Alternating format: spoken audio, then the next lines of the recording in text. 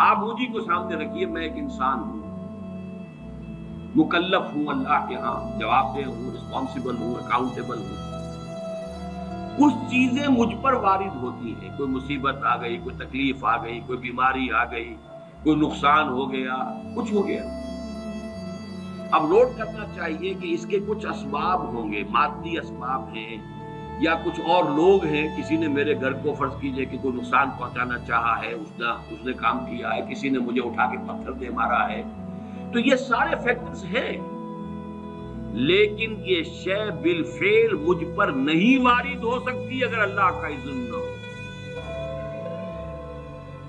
لاکھ سارے اسباب و وسائل ہوں اور لاکھ ساری دنیا ہو، ایک حدیث میں الفاظ آتے ہیں کہ اگر جان لے حضرت عبداللہ ابن عباس، اعلم ان الامت لو اجتمعت، کہ اگر پوری قوم جمع ہو جائے کہ تمہیں کوئی فائدہ پہنچا دے، نہیں پہنچا سکتا مگر اس بات کا جو اللہ نے تمہارے لیے طے کر دیا، اور اگر پوری قوم مجتمع ہو جائے تمہیں کوئی نقصان پہنچا دے، نہیں پہنچا سکتا۔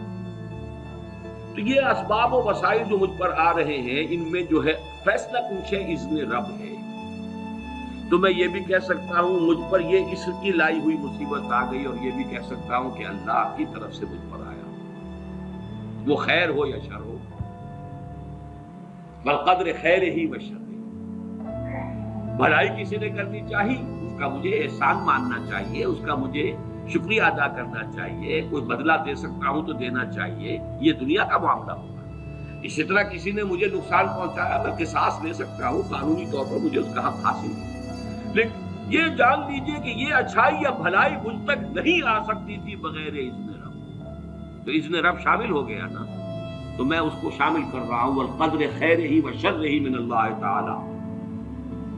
دوسری طرف میں کچھ کام کرنا چاہتا ہوں، اچھا یا برا جو بھی ہے، یا کوئی میرا منصوبہ ہے بہت بڑا، اب اس میں ایک تو میرا ارادہ ہے جو میرے اندر سے نکلا، ہزارہا عناصر ہوں گے کہ جو اس کے اندر انوالوڈ ہوں گے، بہت سے مادی وسائل اس کے لیے درکار ہوں گے، اسباب نہ ہو جمع تو یہ کیسے کام شروع ہو سکتا ہے؟ اسباب کرے جمع، خدا ہی کا یہ کام، یہ عزم تیرا، یہ مجھے الفاظ پھر یاد آ گئے، وہ اکبر الہ آبادی کے، یہ میرے دروس میں اشعار بہت آئے ہیں، اب کچھ ذہن سے اوجل ہو گئے۔ یہ عزم تیرا سعی سے دمساز ہو کیوں کر، عزم تو ہے، عمل کیسے ہو؟ اسباب نہ ہو جمع تو آغاز ہو کیوں کر، اسباب کرے جمع، خدا ہی کا ہے یہ کام، طالب ہو تو خدا سے، تو دعا ہی کا ہے یہ کام۔ یہاں پر بھی ایک فیکٹر ابھی اکبر الہ آبادی کی نگاہ سے بھی اوجل ہے۔ دیکھیے میرا ایک عزم ہے، میرا ایک ارادہ ہے، اس کے لیے کوئی مادی وسائل، کچھ لوگوں کا تعاون درکار ہے، وہ بھی اللہ کے کنٹرول میں ہے، اللہ چاہے گا تو آئے گا۔ پھر بالآخر کسی شے کا پورا ہو جانا، آخری درجے میں پھر اللہ کے اذن کا تعلق ہے۔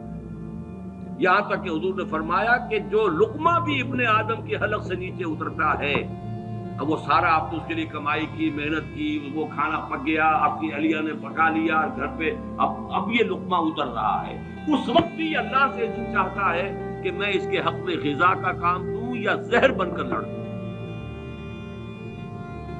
لہذا میں یہ بھی کہہ سکتا ہوں کہ یہ کام اس طرح ہو گیا، میرے کرنے سے ہو گیا، ان اسباب سے ہو گیا، ان مددگاروں کی مدد سے ہو گیا، اور یہ بھی کہہ سکتا ہوں کہ یہ کام میں نے نہیں کیا، اللہ نے کیا۔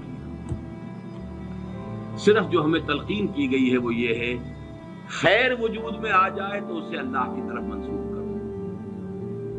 الحمدللہ الذی ہدانا لہذا وما کنا لنہتدی لولا ان ہدانا اللہ۔ قل حمد، قل شکر، قل تعریف اس اللہ کی جس نے ہمیں ہدایت عطا فرمائی۔ ہم ہرگز ہدایت نہ پا سکتے اگر اللہ ہمیں ہدایت نہ دے۔ غلطی ہو جائے تو اسے اپنی جانب منسوخ کرو، ربنا ظلمنا انفسنا وان لم تغفر لنا وترحمنا لنکونن من الخاسرین۔ شیطنت اس کے برعکس ہے، خیر ہے تو میری، میں نے کی، اور شر ہے تو اللہ تو نے کروایا۔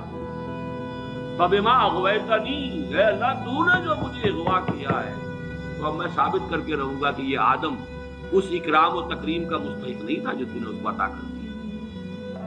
یہ ہے شیطنت، شیطانیت، اور وہ ہے آدمیت۔